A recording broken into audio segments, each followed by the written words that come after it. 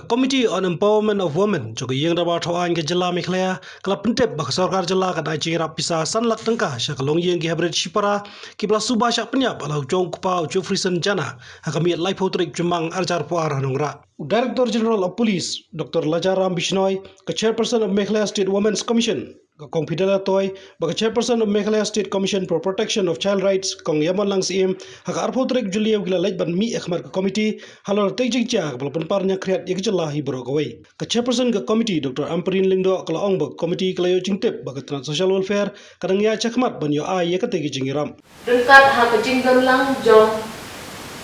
ke Chairperson jong the Commission for Empowerment of Women, but the Commission for Protection of Child Rights, jong Pajala jongi, makabangilay tentu jur dia dipulit, baki don kam bantun kre marmar dia kita ki jing pentip kita ki jing snotho jing lap jongki ha kane ke jing jurit persya ya unil boy urangba ubala shimno ya ke jing em jongki amut ikon ki badang kelong kena nginum shongthait nginum thekti bat nginum syak ban yoi bakom kani ke jingjia kan wan jabyang kani ke jela ko ke jongi ngilai kran ni kita ki kendon ki babon ki ba lesi ki nong song snong hasatlak jong kani ke jela ko jongi ki la kon bo jingmut jin pakhat ha ka jabe ke jongki bat ngilapan ngilapan ni ke jing putshai ni ki kulit ya ki katu kat ni keli ki kendon ban keli hangno kane ke kes ke lapoi misno ba kane ke kes la shim khia ba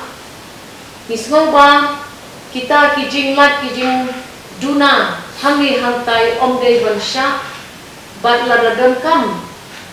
ban shim khia ya kitu ki baklan pendep bahane klan trei hok ya kan ko jongki hakapor ka ba ki wanja kun gini ki jinglen shop haka imna ka salang du ni kum ka committee ni ong manginum syak yenu ru ban lesting ya kum gini ki jingja kane ke jingja kala ai du ini kata ka jing yo i jingai ya kita ki jingja ki baja ki balesi lada lala ban shim ya ka action ha ka port bobiang let's see kung gidi jingja ki nunja shu ngin bot din ngin na ban yetho ya baro kita ki jingya khana jungi ha ka jingya lang ban step ringi ai ka wai ka jing tip shu upai ba pat kata kalong manginum shongthait hadu ba kata ka justice lane kata ka bainong na ka benta ki anut ki het ki berit ki jungi kanumlong kaba ban pendu ya kayi pasal pujongki kani ka kes ru kala hikay ni shibon ke ba plan ladala panshim ki action ha kapor ko biang lesi ki babon ki jingjat sodong jumi ki la unja that an ex gratia payment will be processed to the tune of 5 lakhs to the family of the deceased. They are processing it. We hope that this will happen quickly, and we hope that this will help